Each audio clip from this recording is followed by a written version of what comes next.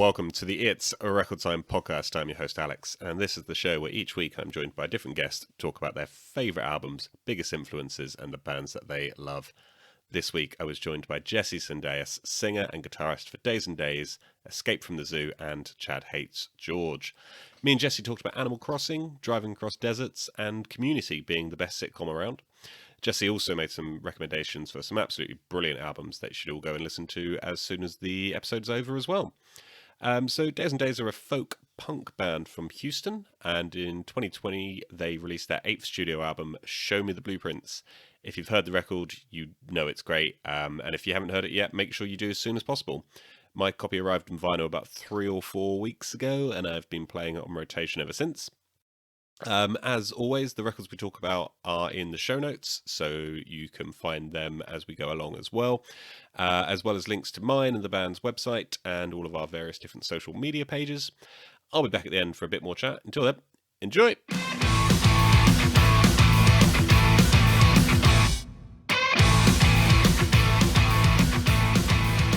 Here in the UK, we're locked down again, so everything's closed and it's stay-at-home orders basically.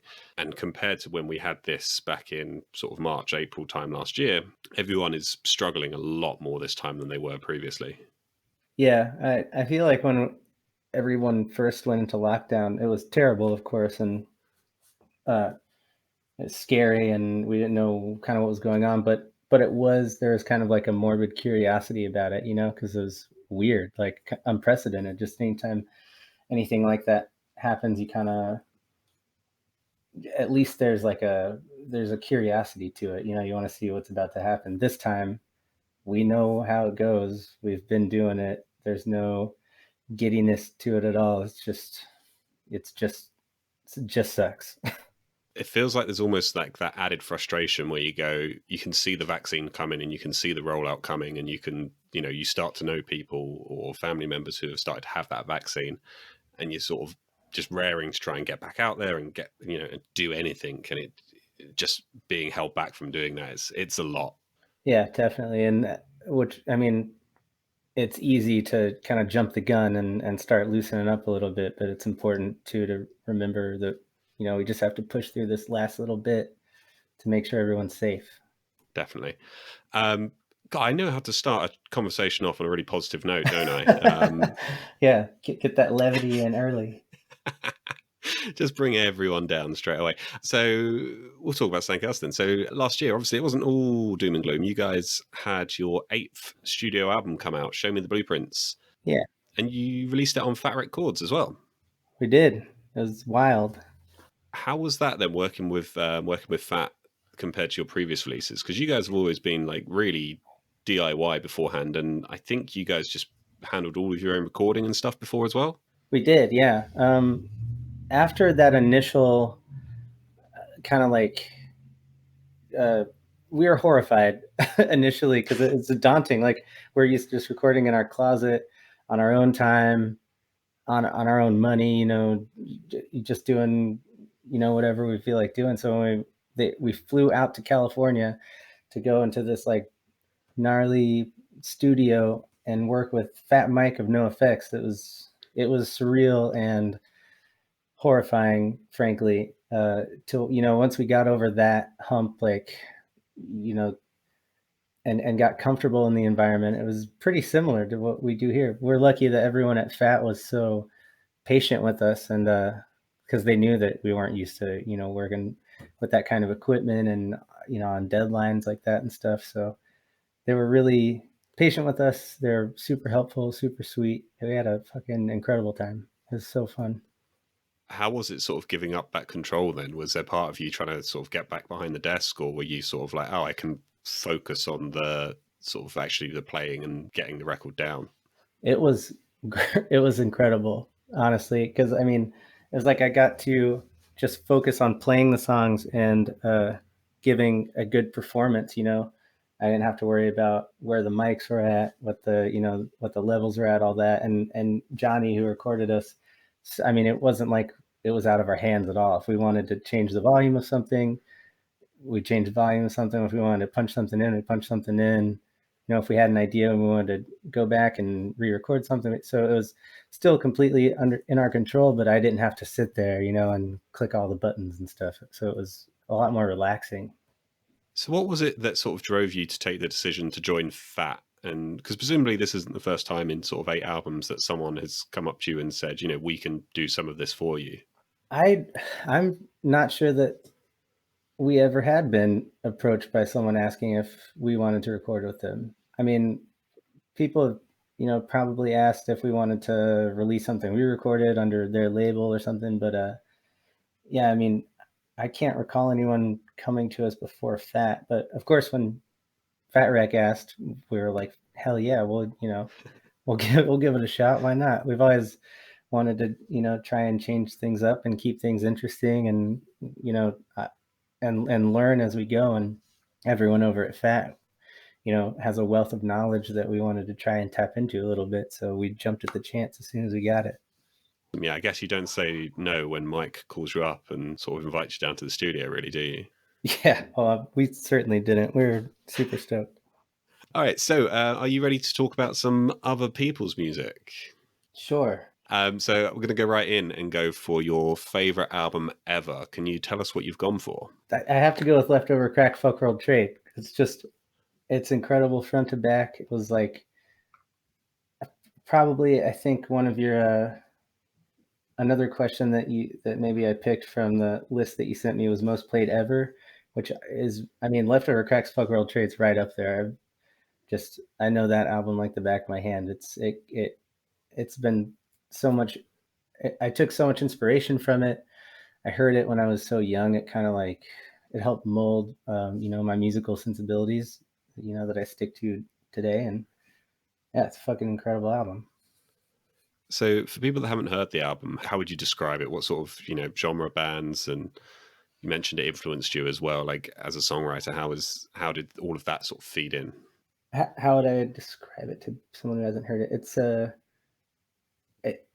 It in my head, it's just so epic. It's like a ska punk odyssey. It's just, I mean, there's like pianos linking some of the songs together. Like the ends of some of the songs are these huge like maelstroms of noise. But then it has like little skinny bits, if that makes sense too, with like just a trebly, ska punk guitar. It just rages start to finish. It's incredible. Yeah, it's incredible. I listened to it before we were recording. I sort of went out for a bit of a walk around the block and I put it on, and it just gets you so pumped as an album. It's so good. Oh yeah, they do in some of the songs. They have this way of creating this almost like triumphant feel.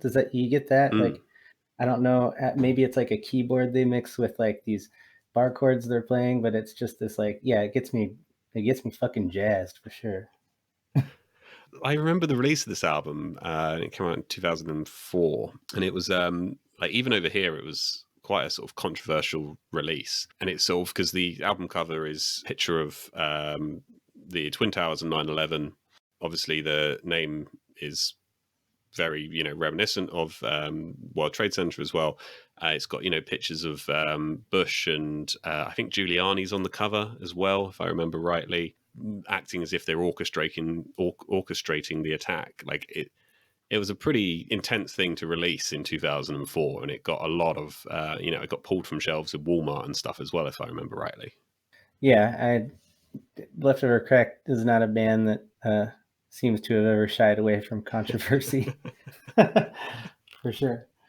It was during that, they released it right during that weird period where anything that was not even controversial, Leftover Crack aside, who, like you said, always are a little bit, but like stuff was just getting banned all over the place. There was AC/DC tracks and Beatles tracks and even like U2 tracks getting banned from being on the radio, just for like the smallest criticism or the smallest allusion to anything that had happened with American foreign policy.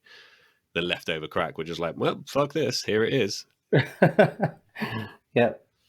So you mentioned these guys were like an influence on you and the way and your music. Like, who else falls into that influential band for you? Definitely the Ramones. When my parents showed me the Ramones when I was, a child, and I remember like learning a bunch of Ramones songs, just the power chords and like from the internet, and like playing along to them on a like a shitty Walmart electric guitar that I had. So I'm the like I'm sure that a lot of that's made its way into the sound of like Days N Daze songs and stuff. But Watsky more recently has been a huge influence on me. Just the I don't know if you've ever heard Watsky. He's a rapper from California, No, I but don't know him. yeah, you got to look up Watsky. It's great. He's so positive, and his lyrics and the way he delivers them is incredible. It's the cadence that he uses in his songs is great. So what sort of like who would you equate him to? I guess like I know a little bit about rap, and it's probably a bit more old school rap that I know. I can't really think of I don't know, the incomparable George Watsky. You'll have to check him out. I don't know if you ever there was a video called Pale Kid Raps Fast that was like a YouTube thing Yeah, I that remember this. Yeah. he went on Ellen, but it's that kid, the Pale Kid Raps Oh, Fast kid. okay. Yeah, And yeah. just his real music is phenomenal. Ah, okay, that makes sense then. Yeah, yeah, I remember that video. Yeah, yeah, yeah. Yeah, I highly recommend checking out Watsky. Cardboard Castles is a really great album. It's super uplifting, but not in like how super posy music can kind of border on the cheesy sometimes. Mm. It somehow veers out of the way of the cheese and but still keeps it really uplifting. So what other stuff was on your favorite albums list? If you obviously these things change day to day, week to week, hour to hour, but if I said top 3 albums, if we're going to have this leftover crack album on there, what else do you think would be on there?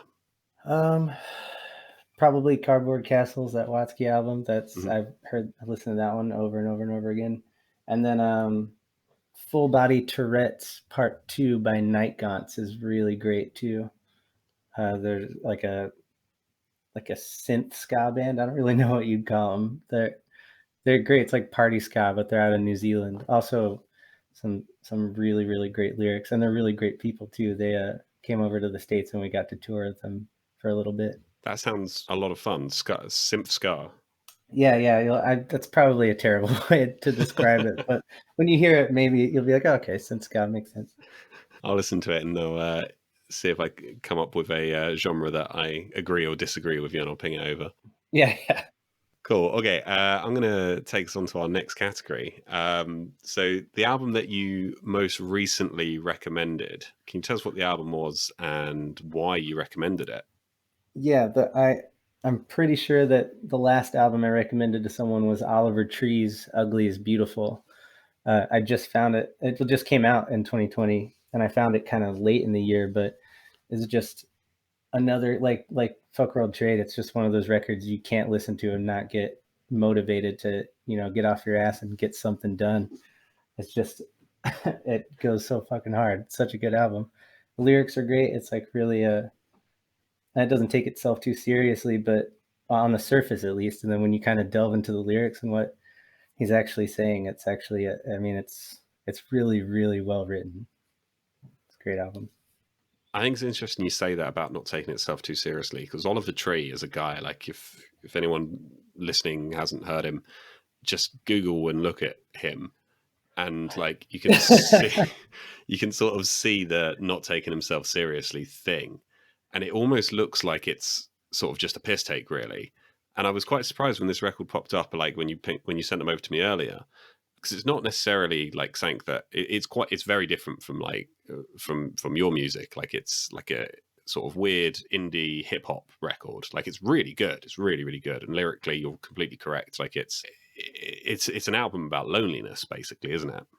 Yeah, yeah, it's great. Like Introspective is one of the I think it's the second to last song on the record. Is that was stuck in my head forever. It kind of it hit home, since we've all been just stuck at home and in our heads so much this last year.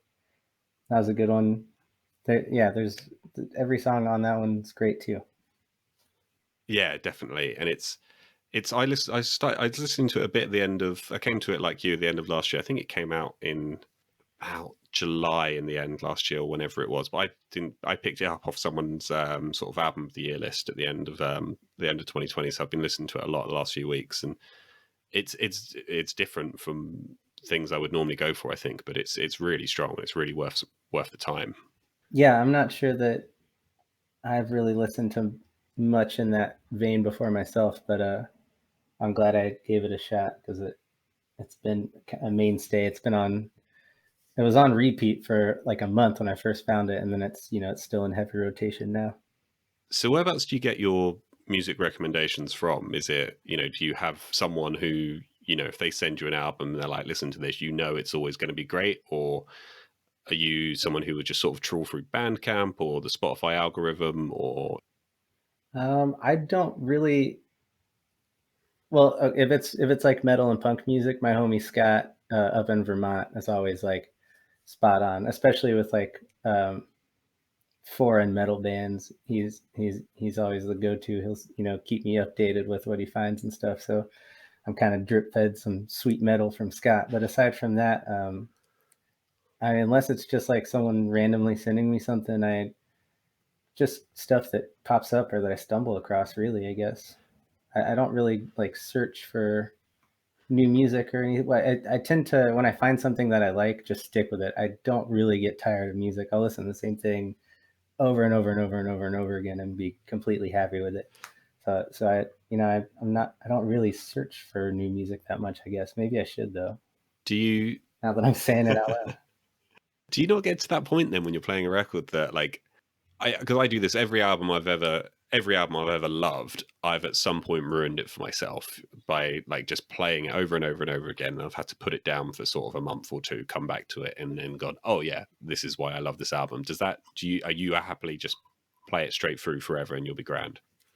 Yeah, I mean, I get that, and I feel like a lot of people are in that boat with you, but I don't tire of things that I enjoy. I've always been that way. It drives everyone around me insane when we're on the road and I have control of the radio. It's just the same like 5 songs over and over and over again. So what sort of what foreign metal recommendations can you give me? Oh Lord. I I don't know. I'll have to look through my list of Scott recommends and send you over a few after this. He sends me some great shit though. Is there any sort of any metal recommendations in general? Because like metal's a genre that I listened to a lot, sort of 10 years ago, probably 15 years ago, and then there's a few albums I come back to a lot, but broadly speaking, I'm massively out of the loop as to what is going on in metal right now.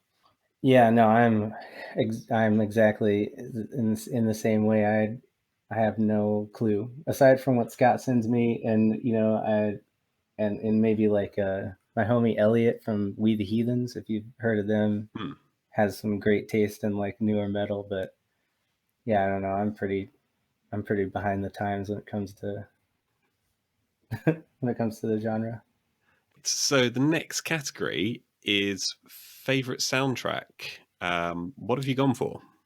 Uh, the first thing that popped to my mind was the Harmontown soundtrack. Um, if you've not seen it, it's Dan Harmon, the creator of or co-creator of Rick and Morty, had a podcast called Harmontown that he did every week for a while, and they took it on tour and filmed it. And it's a great movie, but the soundtrack to Harmontown is just so it's like calming and contemplative. It's so nice to just put on while you're doing the dishes or going on a walk or something. It's a real soothing, take you out of like a panic attack kind of music. I haven't seen the documentary. Like to be honest, I didn't know the documentary actually existed until about 3 hours ago. And I probably will watch it this weekend. Like I'm a fan of Dan Harmon. Like I absolutely love Community. I think it's one of the best sitcoms that's been made. And Definitely. this is around the same time that he had been fired from Community, and it's related to that as well. The documentary. Yeah, there is some. It kind of shows you can tell he's struggling with it a bit. I really it holds a special place in my heart because I was going through some rough shit when I first found it. like just drinking way too much, and I was just kind of, I don't know, some kind of ennui had set in. I was just stuck. I felt like I was stuck in one spot in life, and especially in writing, like I was just had a horrible writer's block. And I watched Harmontown before I was really, even knew what like Rick and Morty was, or I had seen Community, but I didn't really know anything about Dan Harmon. I'd never listened to the podcast, but the movie was great because it's so honest, and you can like tell that this dude's going through some tough shit, and he's doing it in such a public setting. It kind of gave me the courage, I guess, to confront the issues that I didn't maybe realize I was facing, or didn't want to accept that I was facing, and kind of got me over that bump. And it like cured my writer's block, and I kind of started taking more accountability for my own actions, that, and I got, healthy. It helped me move on a lot. It got me out of that rut.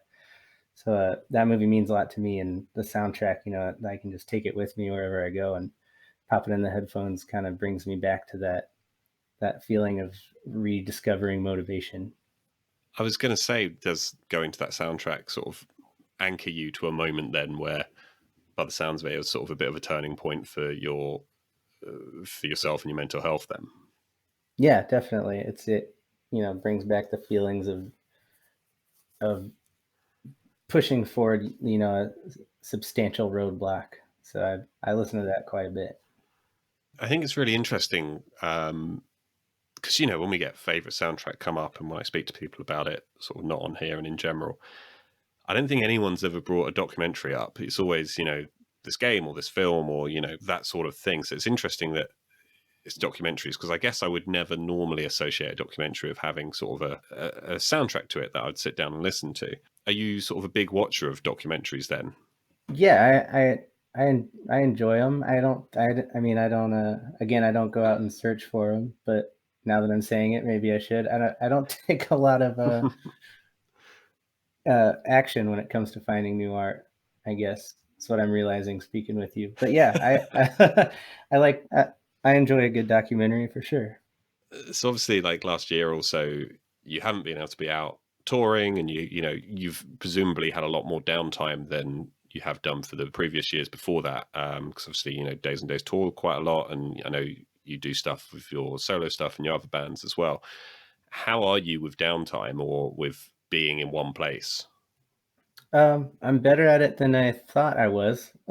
When we first had to, start the quarantine or whatever, I was kind of freaking out a little bit because we're so used to being on the road, and being in a different city every night, mainly used to having a goal, a cut and clear goal, and Yeah. spending all day, every day, focusing on doing what we need to do to meet that goal. So being stuck in one place, I had to kind of relearn how to set my own goals day to day, and not just kind of, lie in bed and wait for something to happen. But I've been faring pretty well. Keeping a schedule is definitely hugely important for me. I feel like if I don't have those goals set and planned out, I start to kind of feel a bit lost and jumbled. But yeah, I think I've been dealing all right. I think that, like you say, setting a goal and setting a schedule, that's something that will resonate with a lot of people.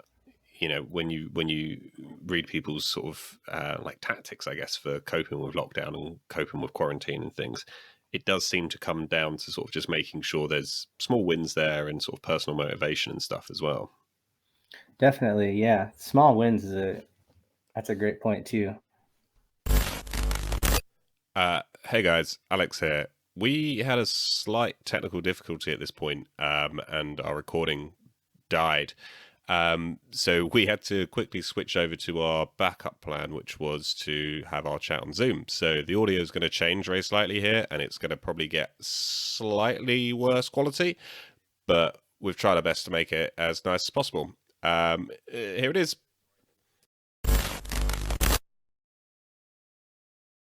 So what were we saying? Yes, so obviously you haven't been on tour for the best part of a year. How have you sort of been filling your downtime? Is it films? Is it games? Is it sort of doing writing and stuff?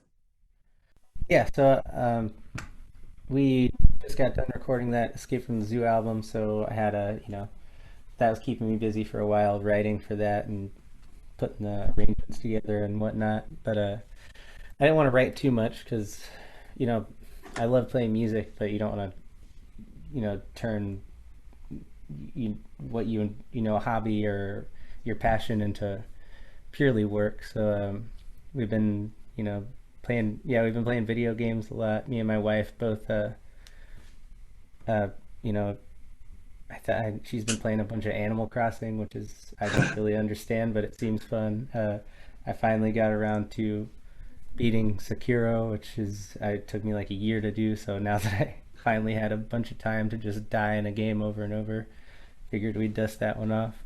Um, Mostly, I've just been enjoying, being home and around my family because I usually only get to see them maybe 3 months total out of the year, just here and there.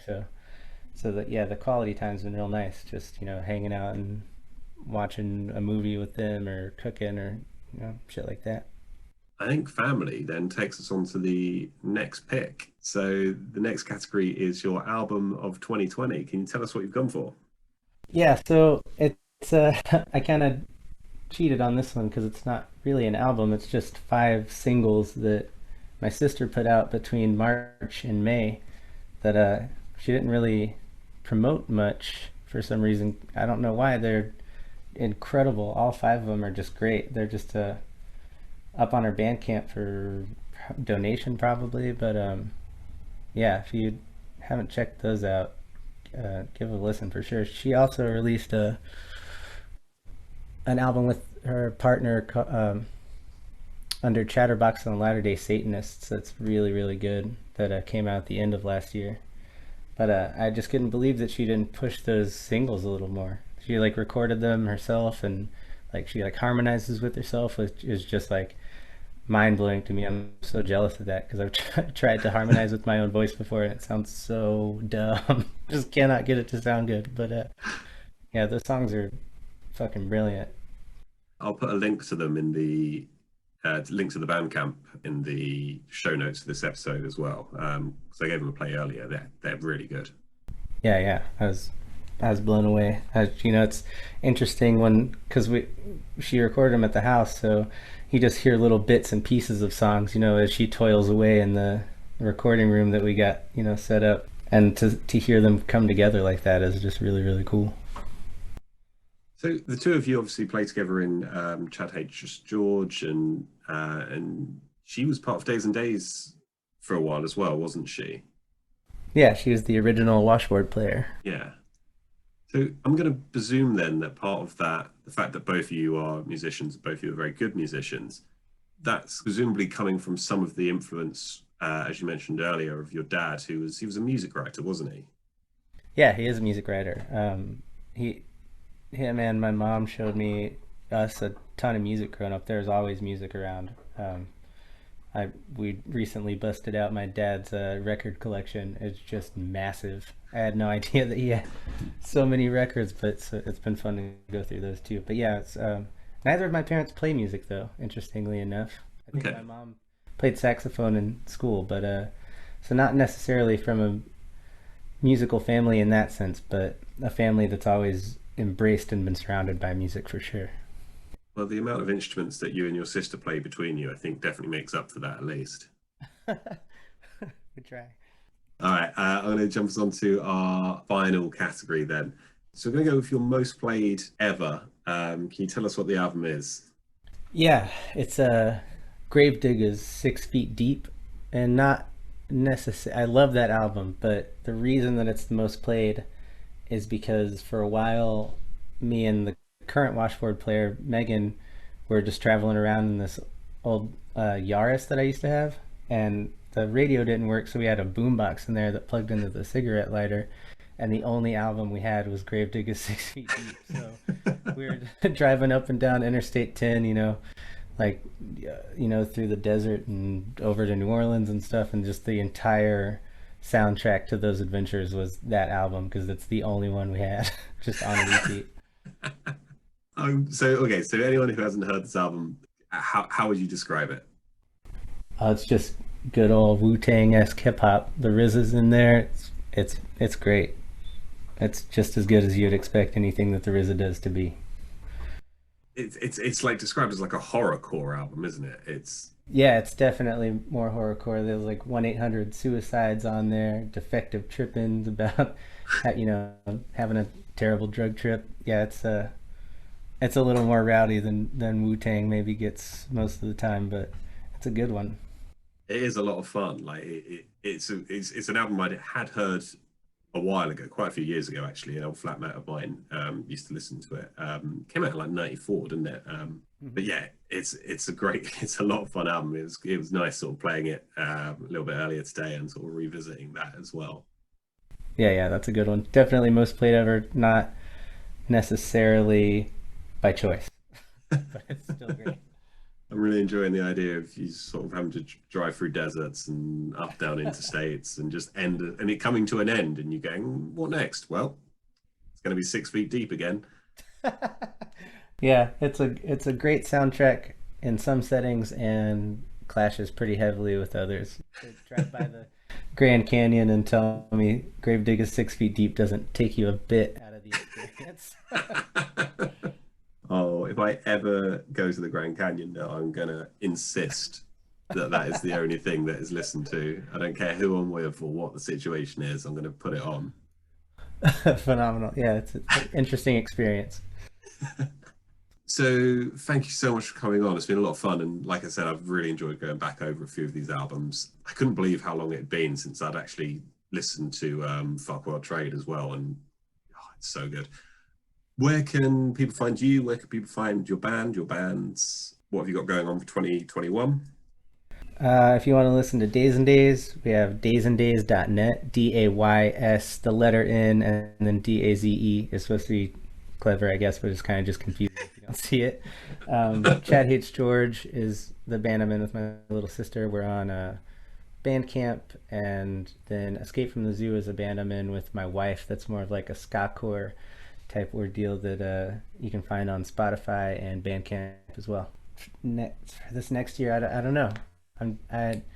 Or we'll get that Escape from the Zoo album mixed up and hopefully released in the next few months. Hopefully, before 2022, we can at least play, a couple shows safely, even if they're just like local shows. But we'll see how it goes.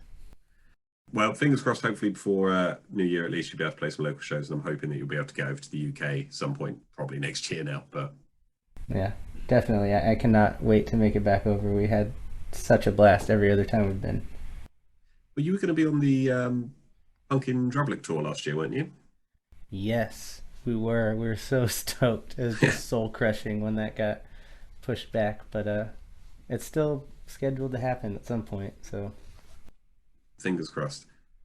Awesome. Thank you so much. yeah, thank you. That was a blast. I really appreciate you having me on. No, thank you. I really appreciate you coming on.